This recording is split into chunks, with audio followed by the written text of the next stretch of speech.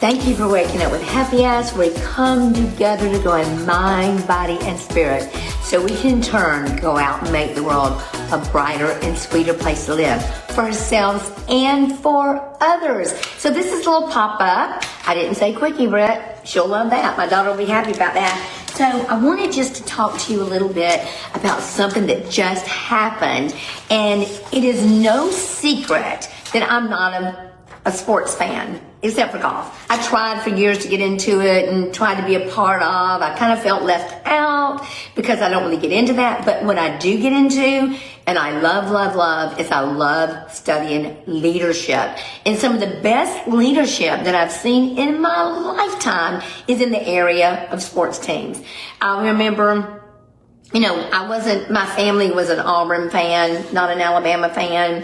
Again, I loved Auburn because my family went there, and a cousin, distant cousin, was the 11th president of Auburn. So I had that connection, and I thought people from Auburn were really sweet. But, boy, Nick Saban, you have to admit, man, that guy knew what he was doing. And the cool thing about it is when you know what you're doing and you do it and you have a way of doing things that are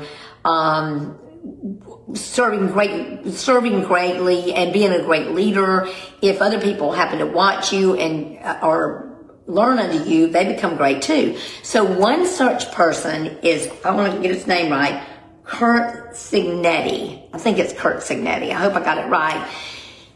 Y'all know what just happened. When y'all are seeing this on Apple Music, iHeartRadio, it's going to be old news probably, but today it's not old news, it's new news, and it's exciting news. So Miami, the championship was between Miami and Indiana.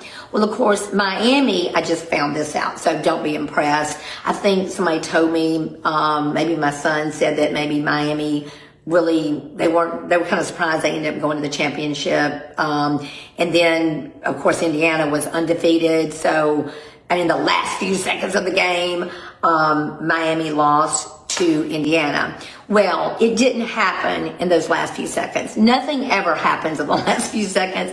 It's leading up to that. So many things have led up to that. So I want to talk to you about some of the things that happened with Curt Cignetti and why Donald Miller, one of the people that I follow, and a great podcast on that, says that he's probably going to go down in history as one of our really, really great leaders, like Nick Saban is, So what happened is Curt Cignetti learned under, like I said, Nick Saban, and then he went to, I think, a school called Indiana, Pennsylvania, and then went to school, let's see, where was it? James Madison. So none of these were really highbrow schools, but they weren't winning schools, and he turned them into winning schools. So he had a real good knack for turning people into pros. He just had this winning strategy.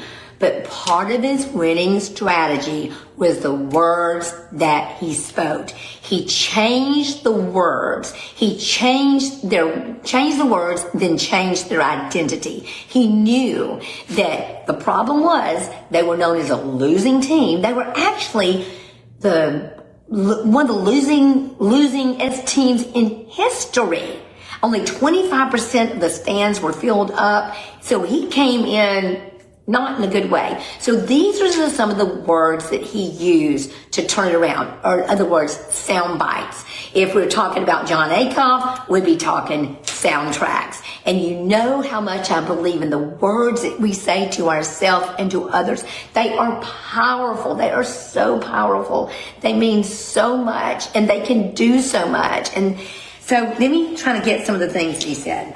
The controlling idea when he came in, and this is from Don Miller, the controlling idea was that we're going to be going from losers to winners. So how do you change the language around that? What do you do? So one of the first things that happened when they had a press conference after they won, when he first got there, people were just shocked. They were going like, who is this guy? We don't even know who this guy is. I mean, he's not a big guy. He's not a head coach of anywhere. He was just, whatever, assistant coaches and stuff, and not even big schools. Who is this guy? And he just said, I win, Google me. And he wasn't doing it in a cocky way. He just didn't know what else to say, but I win, Google me. Because he went to these lesser known schools and he took them from losing schools to winning schools. And he continued that on. So these are some of the sound bites that he used. And he has obsessively communicated them. And I think that sometimes I forget to obsessively communicate what I want out of my team, what I desire out of my team, what I know will make winners out of all of us. I have to obsessively communicate, and you have to obsessively communicate with yourself and your team the things that you want. Our input becomes our output. I'm going to say it again for everybody in the back of the room, and I want to amen. Our input becomes our output. It is so vital. So these are some of the things that he said. I love this. He said, we will not be surprised by success. Hey, when you win, don't be surprised by it. Don't go crazy in the end zone celebrating over and over when you do something great. You're going to do something great. Don't be surprised by your win. Celebrate and move on. Don't spend all that time doing that. So I love that. We are not surprised by our success. I win. We are not surprised by our success. Another one is pressure is a privilege. When you're becoming what you desire to be, what you know you can be, when your people are becoming what they know they can be, there's going to be pressure. There's going to be things that you got to do. You get up early, you pray, you meditate, you grow, you fall down, you get back up. You may, like as far as his team, he said, you're going to be interviewed, and you're going to be interviewed probably at times you don't want to be interviewed. Pressure is a privilege. For me as a business owner, I may have to work long hours. I may have to live through people coming and I'm teaching them and they quit and they go somewhere else. I may have to deal with setbacks. Pressure is a privilege that is not given to everyone. That was one of his sound bites. I love it. I love it. Then, this is the one that I love. This is how winners operate. This is how winners operate. The language for his team and how he taught his people was, this is how winners operate. And I have to ask myself, when I'm talking to myself, when I'm talking to others, is that how winners operate? Are the words that I'm saying, or the things that I'm doing, is it how winners operate? Okay. I'm going to take a little break here for just a minute before we go on with this pop-up podcast. And I want to say thank you to Buffalo Rock Pepsi. They're one of my newest sponsors, and they have been so delightful, and I'm really enjoying working with them. And it's not so much because of the product. I love the product, but it's their mindset and how they operate. I love how they operate. They are precious, and I really enjoy them. So, in speaking of how people operate, that is also true of Holiday Beach Mechanical.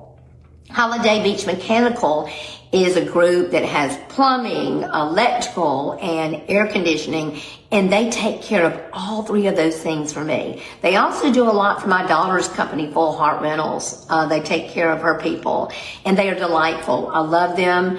They have been supporters of me in everything I do for so many years, and it doesn't surprise me that they jumped on the Happy Ass bandwagon. I thank them so much. And also, I want to thank Can't Hide Pretty. I've got on a darling top. If you're in YouTube land, you can't see it, but I've got pictures posted on Instagram so you can see it. And I've kind of pushed up Valentine's Day, y'all. I love Valentine's Day. And there's actually this darling heart that I want so badly from Jute and Palm. So if you rush down there and get it before I do, I won't be mad at you. But y'all, I have so many people that are loving me and helping me promote this idea that I want all of us to be happy asses. I'm so thankful. You'll hear about more people towards the end of the podcast. I just want to say thank you to them. They make this possible. And I thank you to you out there that you encourage and honor these people that are part of this message, this happy ass message. So back to the show. So this is how winners operate. So let's talk about, what are your sound bites? What are some of your sound bites that you say to yourself? Because y'all, the world began with words. The whole world began with words. Our life begins with words. Of course, we have to follow it through with action, but we do. But it starts with the words and the meditations of our heart. They're so important, and that's how winners operate. So I'm going to give you a few of my sound bites and a few of the things that I'm thinking lately that I've been holding on to. So one of the things that I've been saying to myself, let me find where I wrote them. One of mine is consistency beats intensity. Consistency beats intensity. That is one of my sound bites or soundtracks. And let me talk about that a little bit. Okay, y'all know that 3 years ago in February, it sounds better when you say 3 years, not 2.9 years, whatever. 3 years ago, I got a fitness coach. I love a coach. I love studying coaches. I love seeing what they do. Well, I finally got me one, and it was wonderful. And she taught me, and she encouraged me, and she lifted me, and she reined me in when I needed to be reined in, and she made such a difference in my life. Now, my intensity wasn't always there, because some days I couldn't always do what I wanted to do, but I was consistent. I stayed with it, and it wasn't a straight line. Oh my gosh, I went up, I went down, I went up, I went down. But I was consistent. I showed up to that gym, y'all. I showed up to that gym 4 days a week, every week. I think in the entire time, I have missed maybe 5 or 6 planned workout days in almost 3 years. It's been very important to me that I stay consistent. Consistency beats intensity. And you know, I'm a huge fan of Atomic Habits by James Clear. And James Clear says all the time that 1% difference, if you just make a 1% difference every day, you won't even recognize your life by the end of the year. Consistency beats intensity. Another one that I have is, you may not have a motivation problem, you may have an input problem. What are you feeding your mind? What are you feeding your mind? It's not motivation, it is input. What am I putting in my heart, in my soul, in my mind? Am I scrolling mindlessly on TikTok and Instagram and getting into all the mess people are whining about and complaining about? I promise you that complaining and commiserating over the state of the world will never, and I don't care how motivated you are, will never take you to the heights that you want to go. And the sad thing about not taking you to the heights you want to go, you can't take others to the heights that they need to go. So, may not have a motivation problem, maybe an input problem. Watch that input. Another one that I love is, this is one of my favorites too. Discipline builds self-trust. Now, that goes without. Discipline builds self-trust.